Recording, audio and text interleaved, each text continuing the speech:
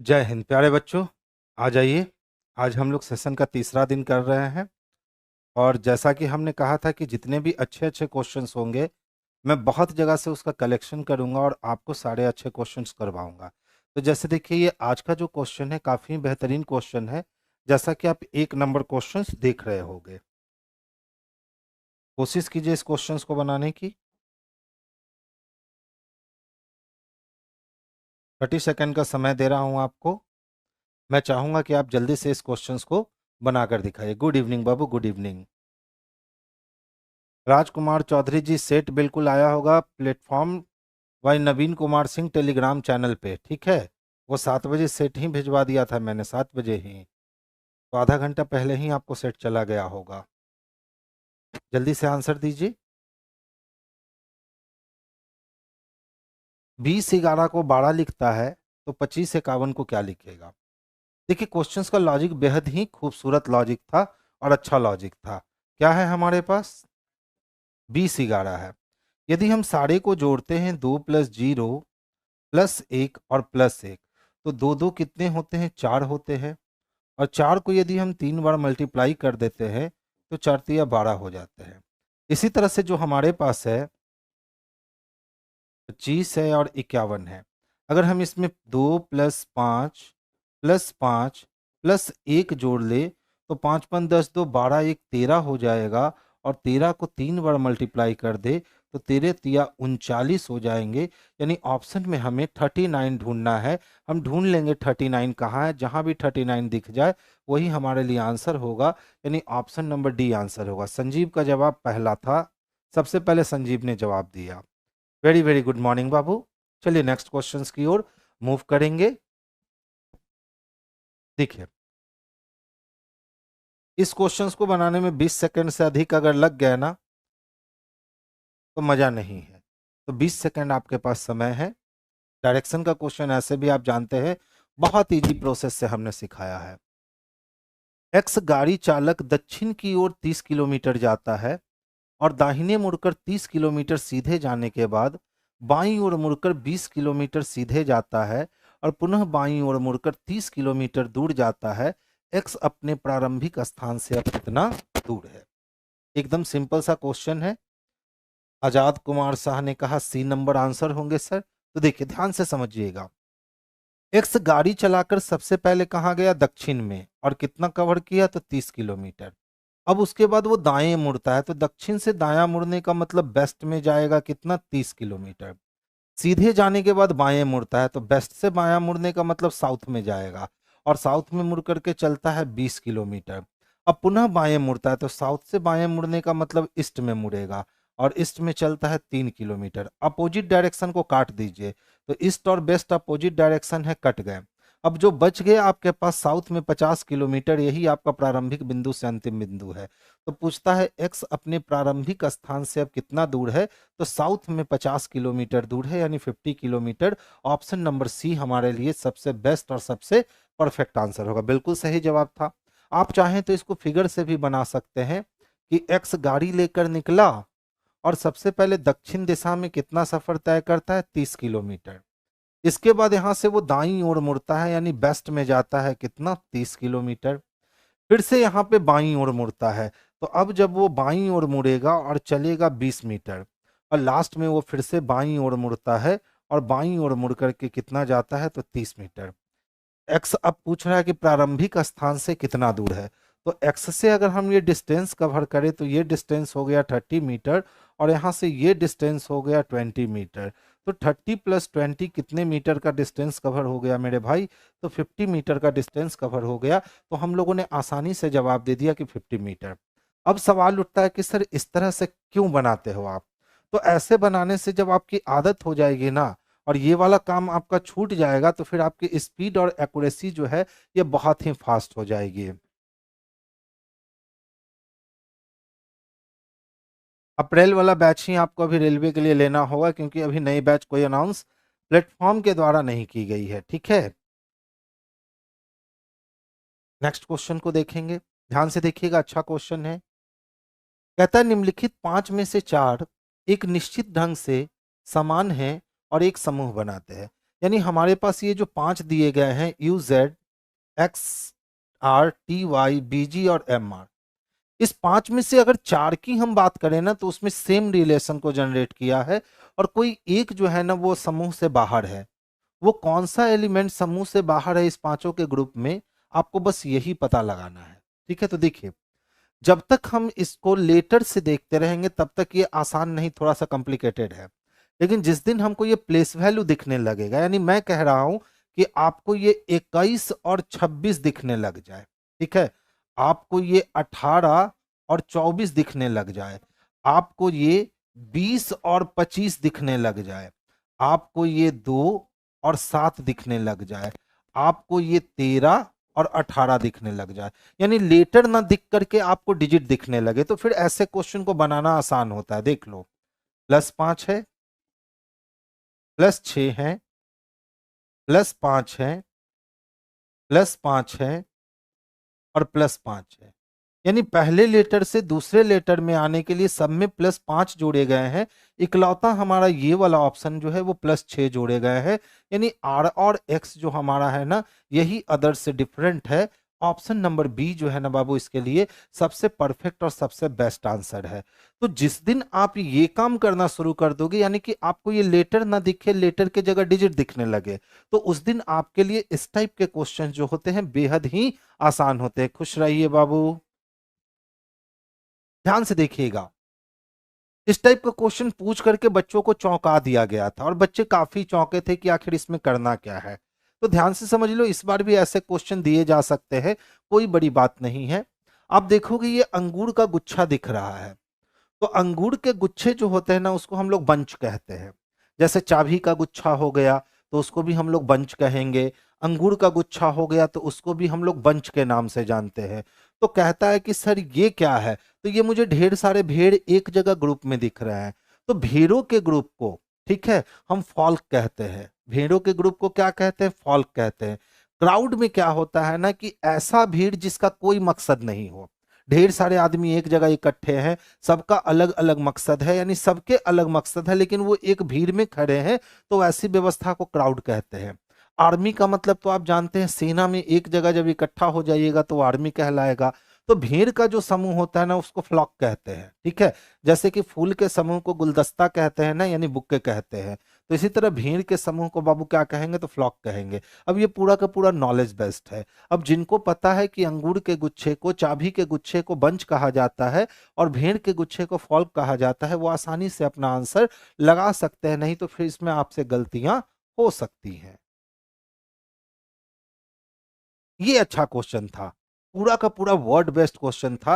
यानी मैंने देखा है कि इस बार बहुत सारे क्वेश्चन जो है ना वो वर्ड बेस्ड है, यानी वर्ड की आपको नॉलेज है ना, तो आपके लिए गेम जो है वो बेहद ही आसान होगा। जैसे इसी क्वेश्चंस को देख लीजिए, कहता है निम्नलिखित 5 में से 4 एक निश्चित ढंग से समान है और एक समूह बनाते हैं, यानी 5 में से 4 लोग का समूह है। अब वो समूह क्या है, तो ट्रांसफर, स्टे, माइग्रेट, शिफ्ट और रीलोकेट। अब बोला सर बता दो कि इसमें डिफरेंट क्या होगा, तो अगर हम थोड़ा सा पेशेंस रखें तो हम कह सकते हैं कि सर अगर ट्रांसफर हुआ है ना किसी का, यानी उसका स्थान परिवर्तन हो गया है। ट्रांसफर हुआ है तो एक स्थान से दूसरे स्थान, यानी उसका स्थान परिवर्तन हो गया है। अगर किसी ने माइग्रेट किया है, यानी उसने भी स्थान को क्या कर लिया है, परिवर्तित कर लिया है।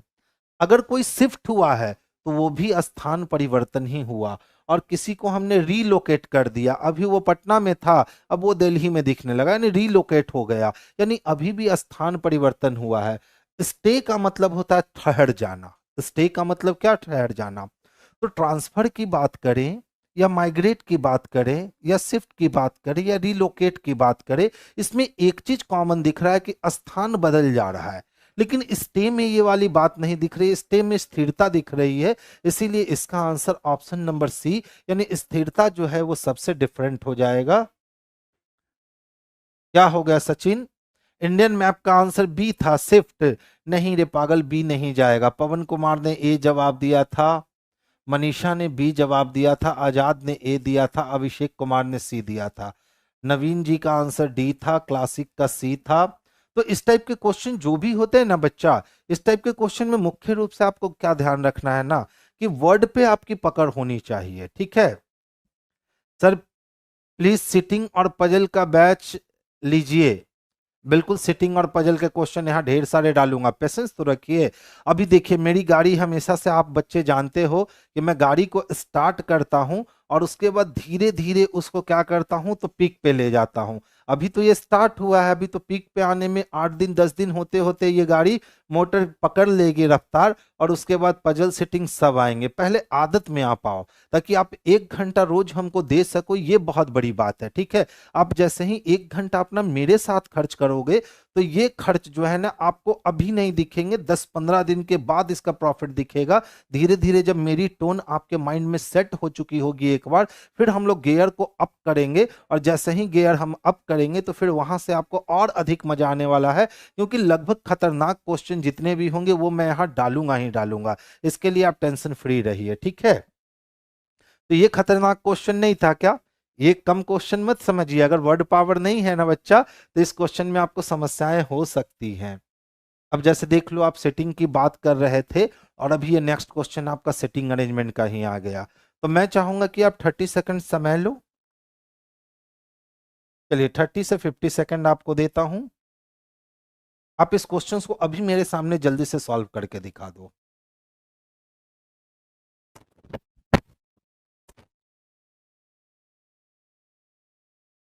जल्दी से। बिल्कुल सिटिंग और पजल के भी क्वेश्चंस बहुत ही दिए जाएंगे, एकदम झोला भर भर के, बोरा भर भर के पजल और सिटिंग आएगा। जल्दी से देखिए, आंसर दीजिए। सन्नी कुमार गुप्ता ने कहा सर आंसर ए होगा, बहुत फास्ट बाबू। अब जब तक इसको बनाऊंगा नहीं तो पता नहीं चलेगा कि ओ के दाएं अगले स्थान पे कौन आने वाला है, ठीक है। तो ध्यान दोगे, कितने दोस्त हैं? तो 6 दोस्त हैं, MNOP Q और R। उत्तर की ओर सम्मुख होकर एक पंक्ति में बैठे हैं। तो सबसे पहले एक पंक्ति ड्रॉ कर लीजिए। इस पंक्ति में ये राइट इंड हो गया और ये लेफ्ट इंड हो गया। अब देखिए क्या कहता है, पी एम और ओ के बीच में बैठा है, यानी पी कोई व्यक्ति है जिसको एक तरफ से एम ने कवर किया और एक तरफ से ओ ने कवर किया।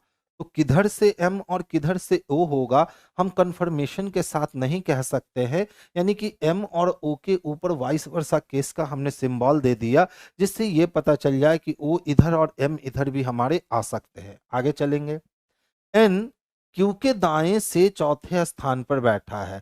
तो जहां भी हम क्यू को बैठाएंगे उसके दाएं पहला, दूसरा, तीसरा और चौथा कौन बैठा है? तो एन बैठा है। तो ऑलरेडी 1 2 3 4 एक 5 लोग हो गए। अब या तो छठा इधर आना है या तो छठा इधर आना है। तो ये तो तय हो गया ना कि एमपीओ को सर बीच में ही रख सकते हो, अब कहीं नहीं रख सकते हो। आगे चलिए, क्यू और आर पंक्ति के आखिरी स्थान पर बैठे हैं। तो एक आखिरी पे क्यू बैठा है, लेकिन एक आखिरी पे बाबू कौन बैठा है? आर बैठा है।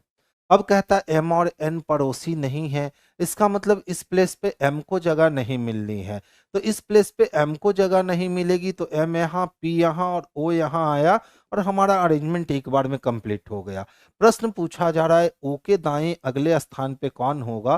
तो ओ के दाएं अगले स्थान पे एन आएगा, और एन हमारा ऑप्शन नंबर बी में स्पष्ट रूप से देखने को मिल रखा है। तो आंसर हमारा ऑप्शन नंबर बी जो है ये सबसे बेस्ट जाएगा, ठीक है। बहुत बढ़िया। बाद में कुछ लोगों का जवाब बी बी ही आ रहा था। आजाद कुमार शाह जी का ऑप्शन डी था, डी पे कैसे पहुंच गया बच्चा? देखिए, ये क्वेश्चन तो कह सकते हैं कि एकदम बउआ का झुनझुन्ना है, यानी बस दिमाग खर्च करने हैं। 8 बजे घड़ी की दोनों सुइयों के बीच बने कोण का मान आपको डिग्री के रूप में निकालना है। तो मेरे भाई जब समय 8 बज रहे हैं तो मिनट वाली सुई 12 पे होगी और घंटे वाली सुई 8 पे होगी। बोलो होगी कि नहीं? जब घड़ी में 8 बज रहे हैं तो मिनट वाली सुई 12 पे होगी और घंटे वाली सुई 8 पे होगी। तो 8 से 9 जाने में 30, 9 से 10 जाने में 30 30 60, 10 से 11 जाने में 30 तिहाई 90, और 11 से 12 जाने में 30 चको 120, यानी टोटल 120 डिग्री का कोण बनने वाला है। तो आंसर हमारा क्या हो गया? तो 120। देख लो ध्यान से यहां, अगर हम 8 बजे की बात करते हैं तो मिनट वाली सुई 12 पे होगी और घंटे वाली सुई जो है वो 8 पे होगी। घंटे वाली सुई कहाँ होगी? 8 पे। और मिनट वाली सुई कहाँ होगी? तो 12 पे होगी। मिनट वाली सुई 12 पे होगी।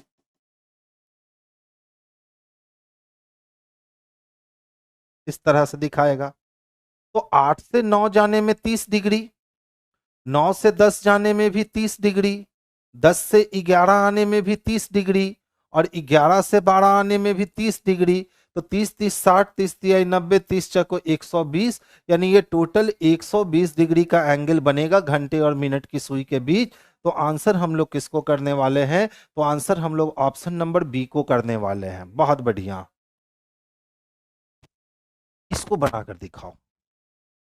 20 सेकंड से ज्यादा अगर समय लग रहा है ना आपको, तो समझो आपको रिवीजन की जरूरत है। इस क्वेश्चन में इनइक्वालिटी सेक्टर से ये क्वेश्चन आया है। और जैसा कि देखिए, तो आज बिहार एसएससी सीजीएल लेवल, ठीक है, ग्रेजुएट लेवल की वैकेंसी 17,700 समथिंग पोस्ट की वैकेंसी आपकी रिलीज कर दी गई है बिहार में। ठीक है, अभी ये सूचना कितनी सच है कितनी गलत है, अगर एक्यूरेट सूचना होगी तो हम लोग जल्दी से उसके लिए भी कुछ क्वेश्चंस इसमें जोड़ लेंगे।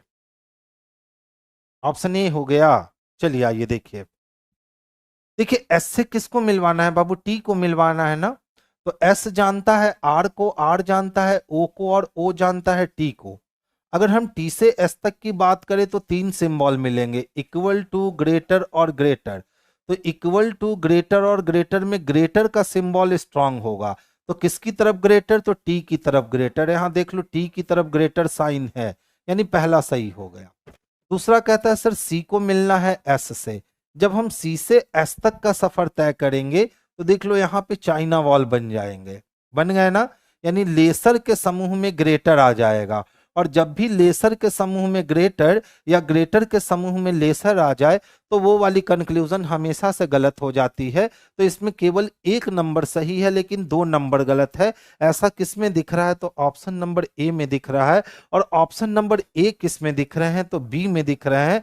तो आंसर हमारा बी हो जाएगा। यानी अब आपको इसके साथ साथ इस पे भी आपको ध्यान फोकस करना होगा। अब जिन बच्चों में बहुत सारी ऐसी बातें होंगी कि वो लगातार स्पीड में बना रहे होंगे, तो वो ऑप्शन ए को कलर करके चल दिए होंगे, जबकि ऑप्शन ए किस में दे रखा है? तो ऑप्शन बी में दे रखा है। तो आंसर हमारा ऑप्शन बी चला जाएगा। ठीक है, ध्यान दोगे? देखिए, बेस्ट कोट की बात कर रहा है और बटन की बात कर रहा है। तो अब सवाल उठता है बेस्ट कोट क्या है? तो बेस्ट कोट क्या है ना, कि एक लंबा सा ओवर कोट आपने देखा होगा, उसी को बेस्ट कोट कहते हैं। ठीक है, अक्सर ठंडा के दिन में हम लोग पहनते हैं, बेस्ट कोट का यूज करते हैं। तो बेस्ट कोट में क्या होता है? तो उसको कनेक्ट करने के लिए शर्ट की तरफ बड़े बड़े बटन होते हैं। तो इसी प्रकार से बूट, बूट यानी जूता का, तो बूट में क्या होगा? तो ईट नहीं होगा, बैग नहीं होगा, ट्री नहीं होगा, लेस। लेस का मतलब हो गया फीता, जिसको हम लोग कहते हैं ना, जूता का फीता बांध लो। क्या कहते हैं? जूता का फीता बांध लो, कहते हैं ना। तो इसी प्रकार जिस प्रकार वेस्टकोट में बटन होते हैं, उसी प्रकार बोट बूट में लेस यानी कि फीता होते हैं। ये क्वेश्चन अच्छी है। मैं चाहूंगा समय लो लेकिन बनाकर दिखाओ। 30 सेकेंड। इसको कहा जाता है फिगर मैट्रिक्स। क्या कहते हैं इसको? Figure matrix. समय लीजिए लेकिन बनाइए।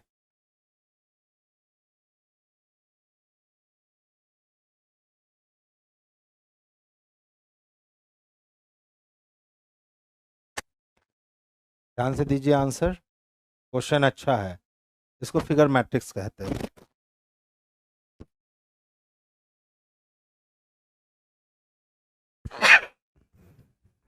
आह, आलोक गुप्ता जी सी। पहले बी आंसर दिया आलोक ने, फिर सी आंसर दिया। और कोई?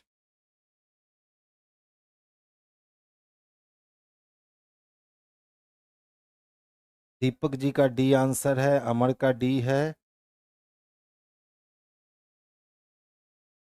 अब आलोक का आंसर भी आ गया, बहुत अच्छा। कुमारी प्रिया डी, मनीषा का भी डी है, इंडियन मैप का बी है, मनीषा का डी है। चलिए आइए कॉन्सेप्ट को समझने की कोशिश कीजिएगा। देख लो, सबसे पहले फिगर मैट्रिक्स में देखना क्या है, ध्यान से देखो। ये वाली फिगर को देखो, ठीक है। ये वाली फिगर इसमें सेम रह गई, ठीक है। और इसमें से एक फिगर निकल कर आया, इसमें से एक फिगर निकल कर आया और उसने इस फिगर का निर्माण कर दिया, ठीक है। यानी कह सकते हैं कि सर इधर से एक फिगर और इधर से एक फिगर लेके बीच वाले को बना दिया, ठीक है। या हम ऐसे भी कह सकते हैं एक फिगर यहां लिया, एक फिगर यहां लिया, बीच वाला बनाया। अच्छा देखो तो यहां से इसको उठा लिया, ठीक है। और अगर इस वाले की बात करें तो यहां से इसको उठा लिया गया, ठीक है। अब अगर हम इसमें देखने की कोशिश करें तो पहले हम सीधे पे कॉन्सेंट्रेट करते हैं। अगर यहां से हमने सीधे लाइन को उठा लिया है तो अब एक बार मुझे तिरछा वाला उठाना होगा, और तिरछा वाला हमारा ये है, तो हमारा फिगर ऐसा होना चाहिए। अब देखिए ऐसा फिगर यहाँ कहीं है क्या? तीन वाले तो नहीं आएंगे, सबसे पहले ये खत्म हो गए, ठीक है। तो ये दोनों फिगर भी काम नहीं करने वाले हैं। इसका मतलब अब इसको अलग सोच से सोचते हैं।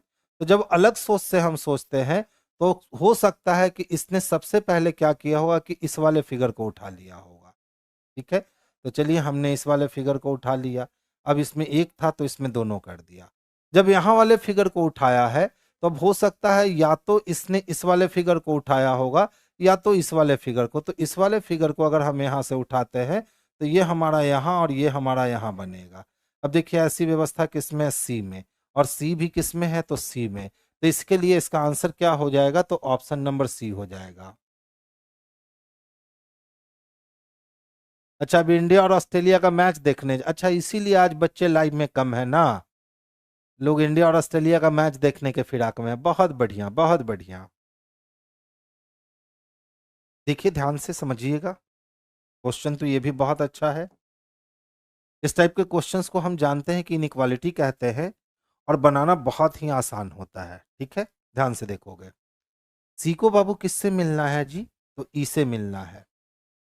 दोनों में कॉमन क्या है? तो एन है। सी को पहले एन तक आना पड़ेगा, उसके बाद एन ई से मिलवाएगा। अब देख लो यहां भी ग्रेटर है और यहां भी ग्रेटर, यानी दोनों तरफ साइन के मुख खुले हुए हैं। इसका मतलब यहां चाइना वॉल का निर्माण हो गया। और हम लोग को मालूम है कि चाइना वॉल होने पर रिलेशन गलत हो जाता है। या हम कह सकते हैं कि सर ग्रेटर के समूह में लेसर पढ़ेंगे या लेसर के समूह में ग्रेटर पढ़ेंगे तो वो गलत हो जाएगा।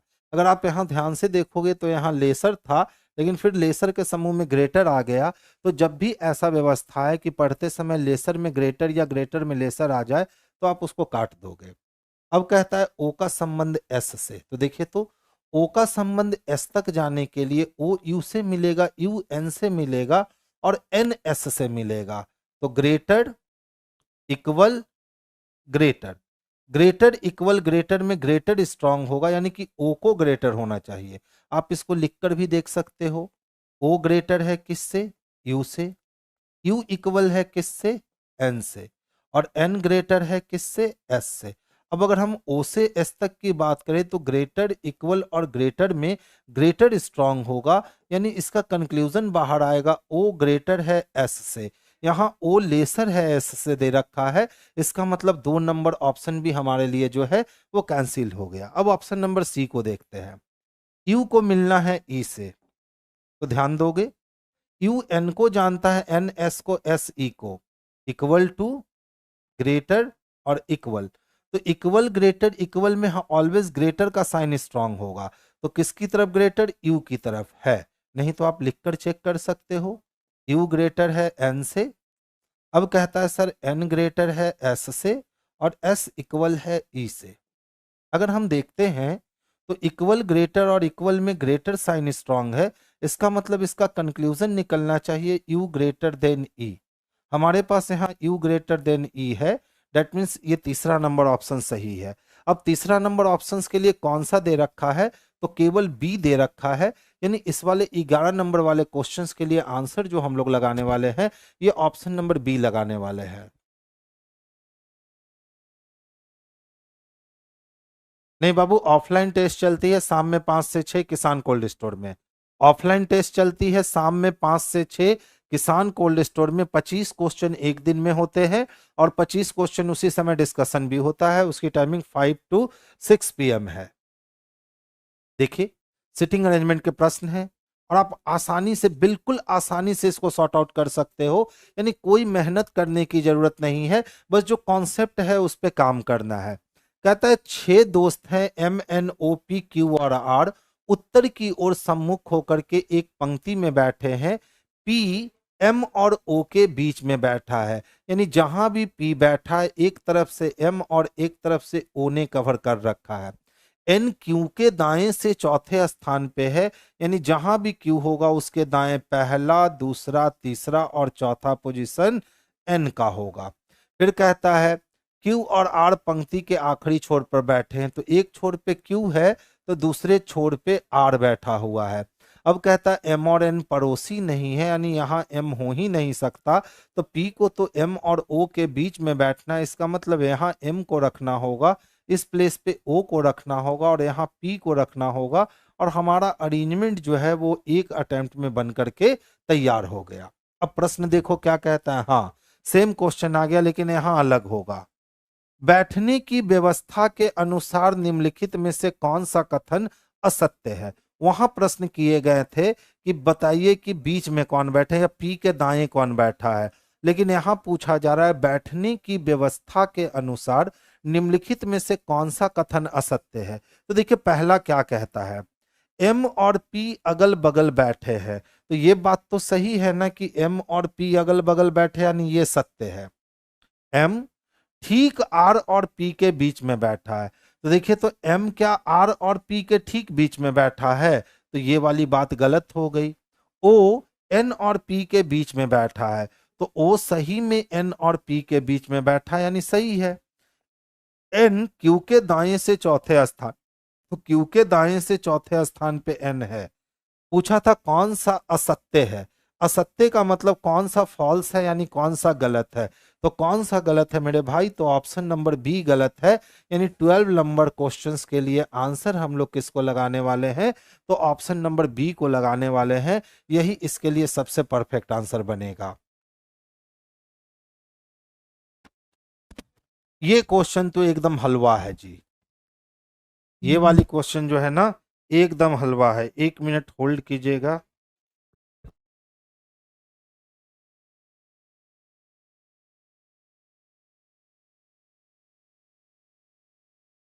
देखिए, जून महीना के बाद क्या आता है, जुलाई आता है।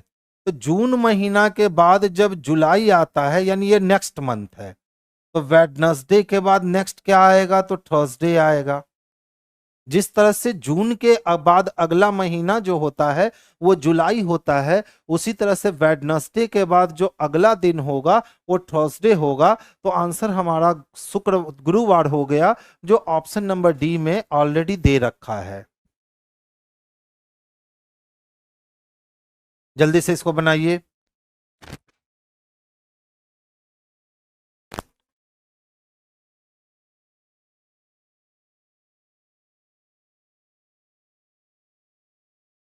सॉर्ट आउट कीजिए इसको जल्दी से।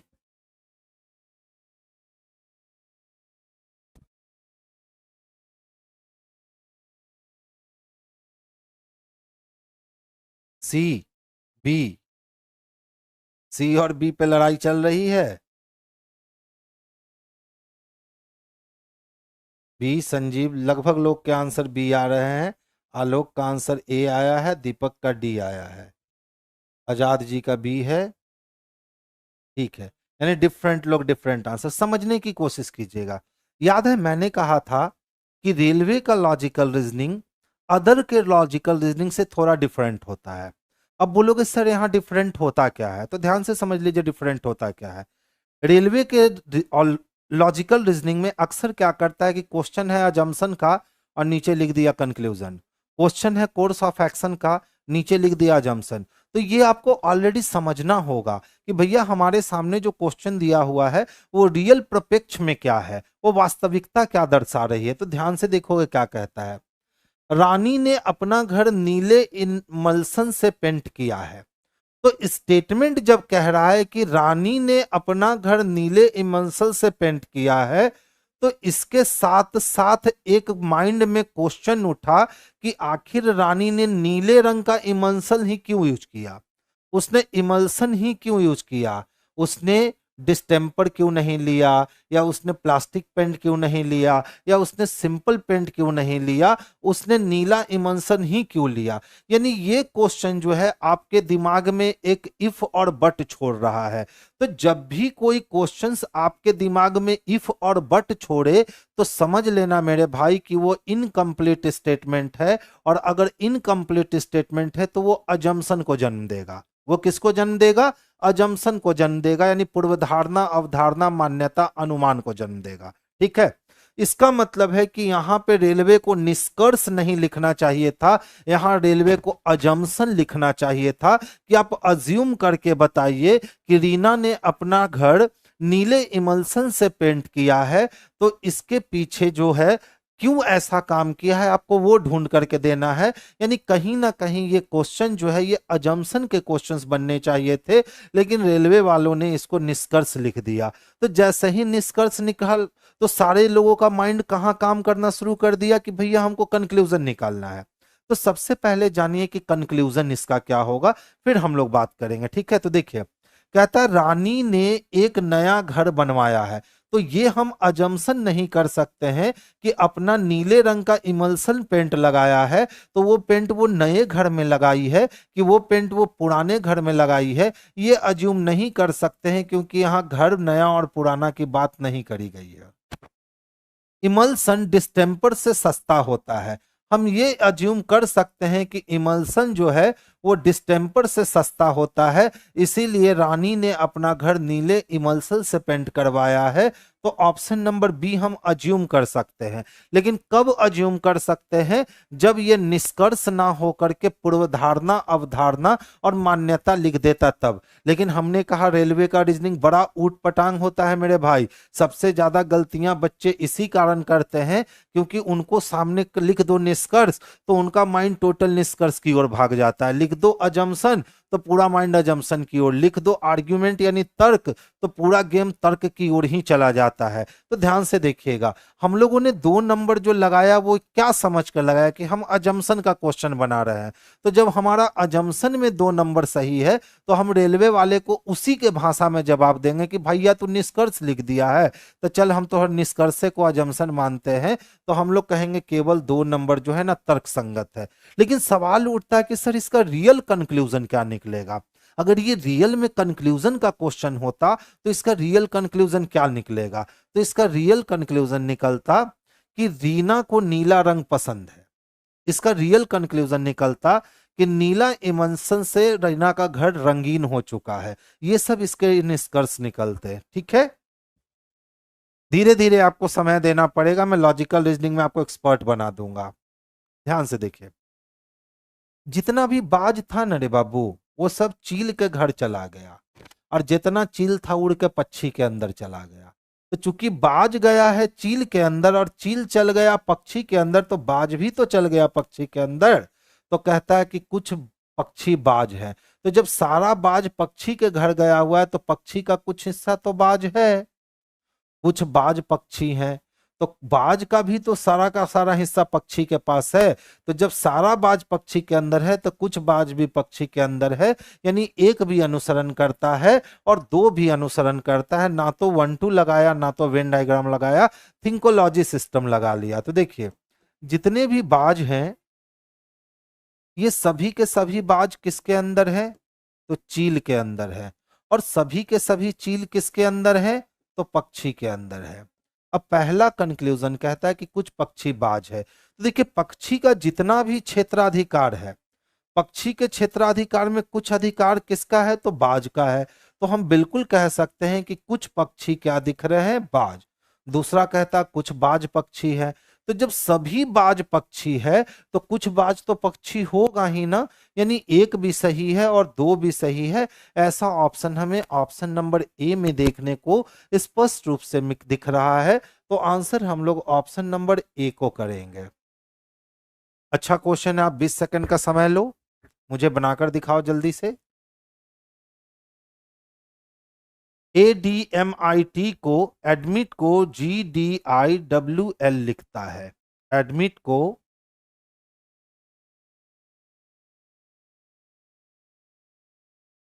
क्या लिखता है? GDIWL लिखता है। तो पूछ रहा है चेस्ट को कैसे लिखोगे सर?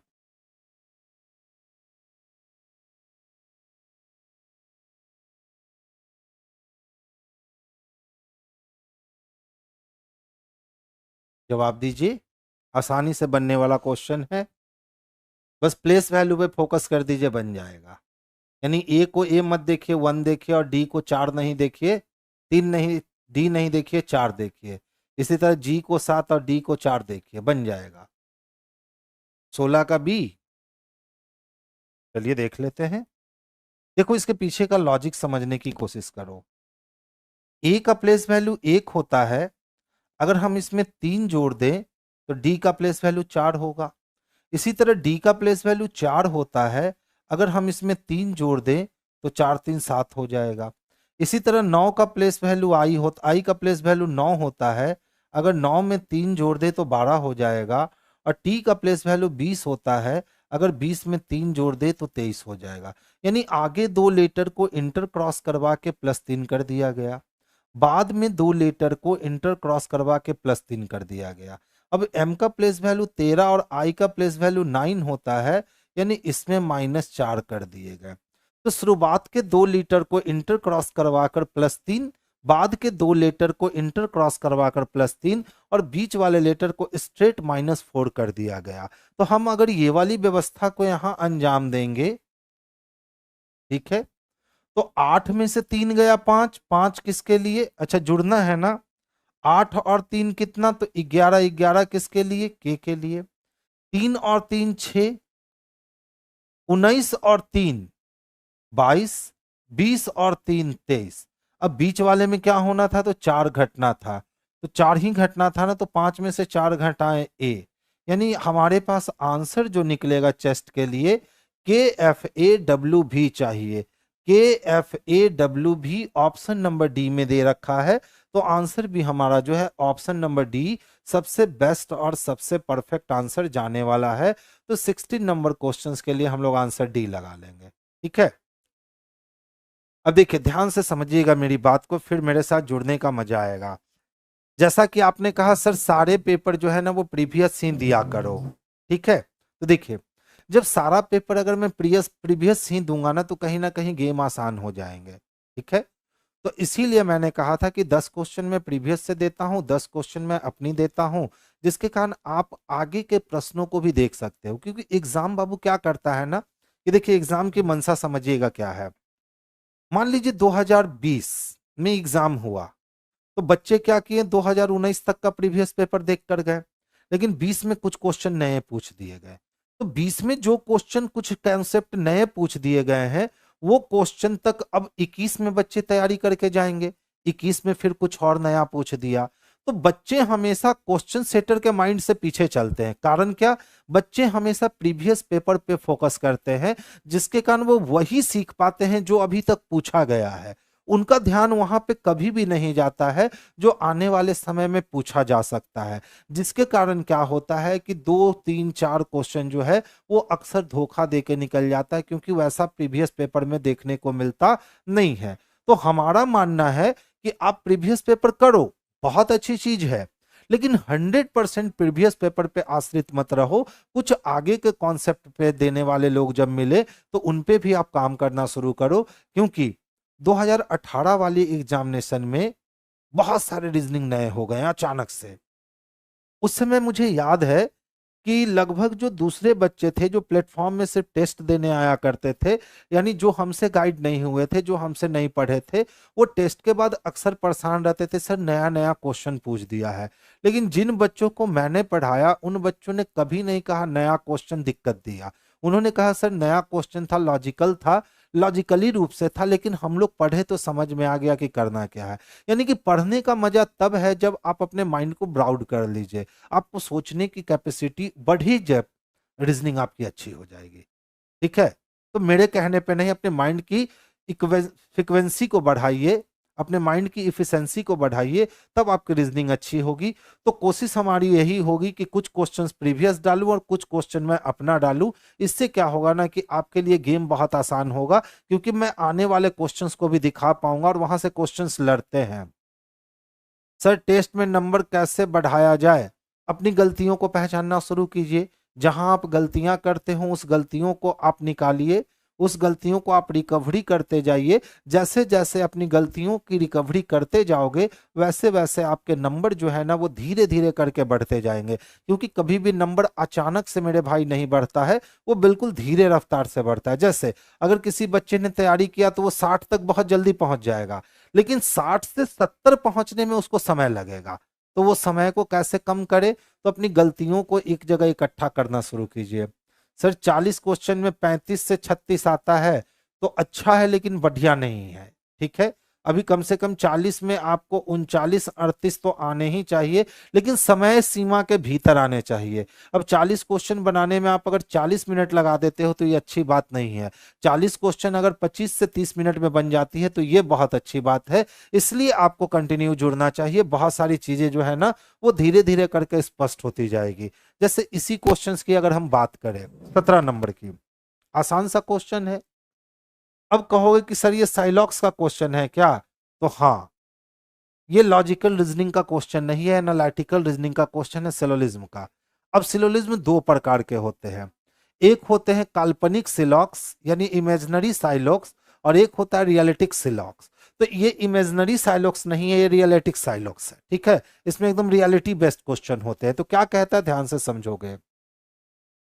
धोनी एक अच्छा बल्लेबाज है, यानी ये महेंद्र सिंह धोनी की बात कर रहा है या किसी और धोनी की बात कर रहा है, हमें ध्यान नहीं है, लेकिन हम लोग यहाँ महेंद्र सिंह धोनी को ही समझ करके चलेंगे कि भैया धोनी जी जो है ना वो एक अच्छे बल्लेबाज है। अब कहता है बल्लेबाज होशियार होते हैं। तो जब किसी स्टेटमेंट के आगे कुछ या सभी नहीं लगा हो, तो आप खुद से समझ लेना कि इसके आगे सभी लगा है। इसके आगे क्या लगा है? सभी लगा है। तो इसका मतलब हुआ कि जो भी बल्लेबाज होगा वो होशियार होगा। तो बल्लेबाज तो ऑलरेडी होशियार होगा। तो हमने क्या कहा, जब स्टेटमेंट के आगे सभी और कुछ नहीं लगा है तो आप समझना कि उसके आगे सभी लगा हुआ है। ये बिल्कुल थ्योरी है, ये कॉन्सेप्ट है कि अगर सभी और कुछ नहीं लगा हुआ है तो समझ लेना सभी लगा हुआ है। जैसे अगर हम कहें आम मीठे हैं, तो आम मीठे हैं का मतलब सभी आम मीठे हैं। अगर हम कहें कि आसमान नीला है, इसका मतलब सभी आसमान नीला है। अगर हम कहें सूरज गर्म है तो पूरा का पूरा सूरज गर्म है। तो जब भी सभी और कुछ ना लगा रहे मेरे भाई, तो समझ लेना कि उसके पहले सभी लगा हुआ है, जो आपको दिखाया नहीं जा रहा है। अब ध्यान से समझिएगा, धोनी एक अच्छा बल्लेबाज है और बल्लेबाज होशियार होते हैं। तो चूंकि सभी बल्लेबाज होशियार होते हैं और धोनी एक अच्छा बल्लेबाज है, तो धोनी भी होशियार होगा। अब कहता है सभी होशियार लोग बल्लेबाज हैं, तो ये तो गलत है। सभी ए बी हैं, लेकिन सभी बी ए हैं, यह हम 100% नहीं कह सकते हैं। दूसरा कहता है धोनी होशियार है, क्योंकि धोनी एक अच्छा बल्लेबाज है और सभी बल्लेबाज होशियार होता है, यानी धोनी भी क्या है? होशियार है। तो एक नंबर बाबू गलत हो गया और दो नंबर सही हो गया, जो ऑप्शन नंबर बी में आपको स्पष्ट रूप से देखने को मिल रहा है।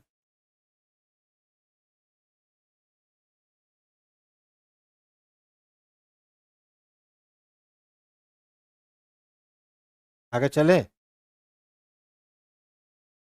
क्वेश्चन नंबर 18 अच्छी श्रृंखला है।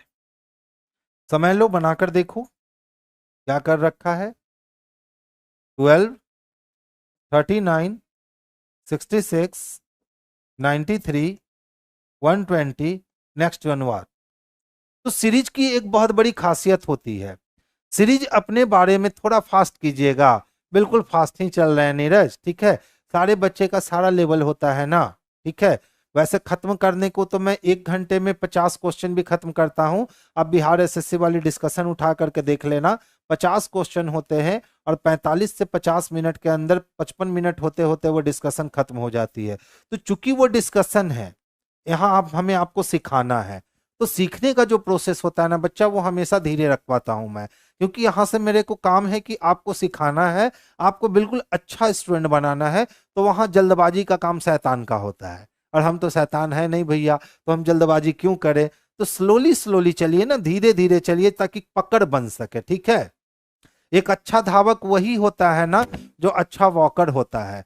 यदि आपको 20 किलोमीटर चलने की आदत है ना, तो 2 किलोमीटर का दौड़ तो ऐसे चुटकी में निकाल लोगे भाई, ठीक है। तो पहले धीरे धीरे चलना सीख लो, दौड़ना तो खुद आ जाएगा। ध्यान से समझिएगा, सीरीज जो है ना बच्चा अपनी पहचान बतलाता है। तो बोलोगे सीरीज सर अपनी पहचान कैसे बतलाता है, तो बड़ा सिंपल है। अगर कोई सीरीज धीरे धीरे आगे बढ़ रही है तो वो जोड़ पे आधारित श्रृंखला एडिशन बेस्ड। अगर सीरीज धीरे धीरे छोटी हो रही है तो सब्ट्रैक्शन बेस्ड है। अगर सीरीज बहुत स्पीड में बढ़ रही है तो वो मल्टीप्लिकेशन बेस्ड, स्क्वायर बेस्ड या क्यूब बेस्ड है। या अगर सीरीज बहुत स्पीड में छोटी हो रही है तो वो डिवीजन बेस्ड, स्क्वायर बेस्ड या क्यूब बेस्ड है। तो अगर हम ध्यान से देखें तो सीरीज धीरे धीरे आगे करके बढ़ती जा रही है, इसका मतलब ये एडिशन बेस्ड क्वेश्चन है। हमें दो पदों के बीच का बस अंतर फाइंड करना होगा और ये सीरीज दम तोड़ देगा। तो देखिए, 9 में से 2 गए तो 7, और 3 में से 1 गए तो 2, यानी कितने का अंतर आया, तो 27 का। फिर से देखो, 16 में से 9 गया तो 7, और 5 में से 3 गए तो 2, फिर से कितने का अंतर आया, 27 का। 13 में से 6 गया तो 7, और 8 में से 6 गए तो 2, फिर से कितने का अंतर, 27 का। 10 में से 3 गया तो कितना, 7, और 11 में से 9 गया तो 2, यानी फिर से अंतर 27 का। यानी हर बार जो अंतर क्रिएट हो रहा है वो 27 का अंतर क्रिएट हो रहा है। तो इस बार भी 27 का अंतर क्रिएट करवा दो। तो 20 और 7, 7 के लिए 7, 2 2 4 हो गए, और 1 के लिए 1, यानी 147 हो गया। 147 ऑप्शन नंबर सी में आपको स्पष्ट रूप से देखने को मिल रहा है। तो आंसर हमारा ऑप्शन नंबर सी हो गया, ठीक है। मोहन शाह जी गलतियों को पकड़िए।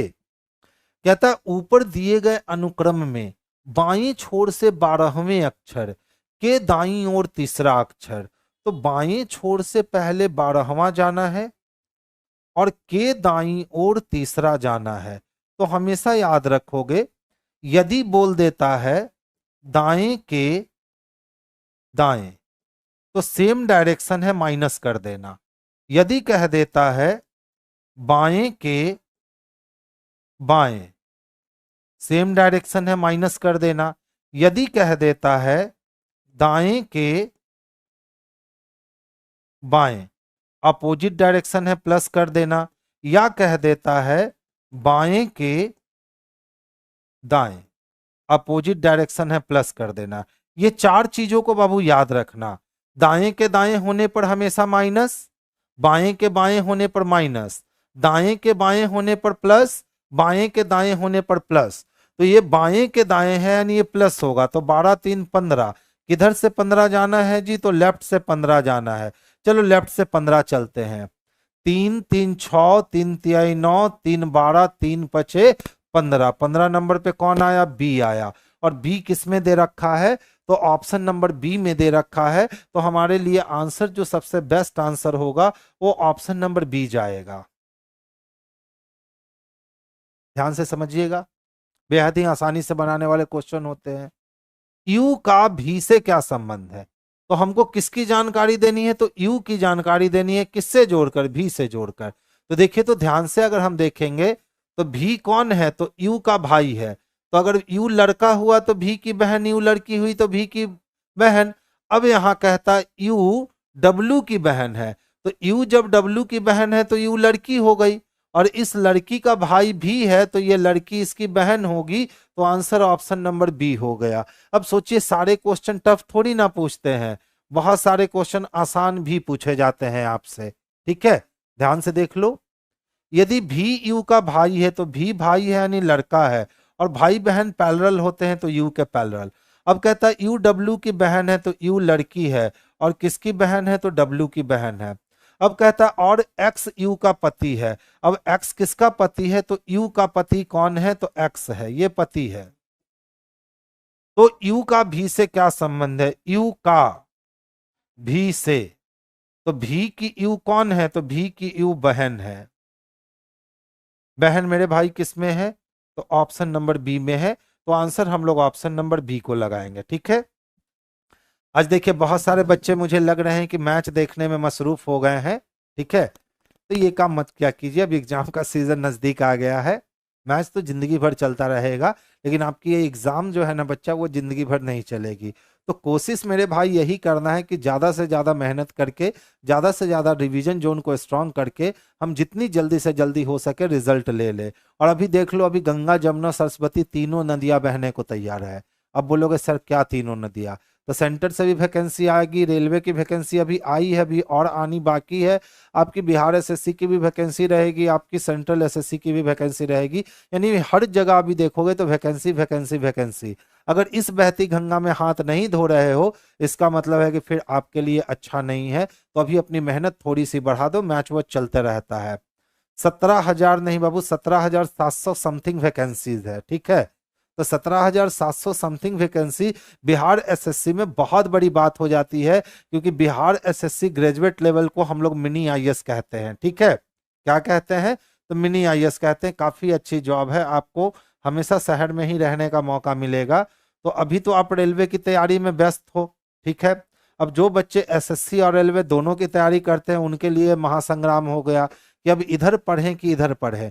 तो इस चीज के लिए हम आपको आसानी से बिल्कुल एक चीज गाइड करते हैं। देखिए, होता कुछ नहीं है, बात कॉन्सेप्ट की होती है। कभी क्वेश्चंस का पीछा मत करो मेरे भाई, हमेशा कॉन्सेप्ट का पीछा करो। क्योंकि ऐसा नहीं है कि रेलवे में अलग क्वेश्चन पूछता है और एसएससी में अलग क्वेश्चन पूछता है। मैथ रीजनिंग के क्वेश्चन लगभग लगभग दोनों जगह सेम ही पूछते हैं, बस थोड़ा सा लेवल अप एंड डाउन हो जाता है। तो आप कॉन्सेप्ट ही को क्लियर कर लो ना। कॉन्सेप्ट अगर क्लियर हो गया तो कोई भी लेवल का क्वेश्चन हो आपसे जरूर बनेगा। ठीक है, तो कल से हम लोग इस पे बिल्कुल काम करने वाले हैं। तो चलिए आज की सभा हम लोग यहीं बर्खास्त करते हैं। कल फिर से मुलाकात होगी 20 नए क्वेश्चंस के साथ, 20 नए कॉन्सेप्ट के साथ।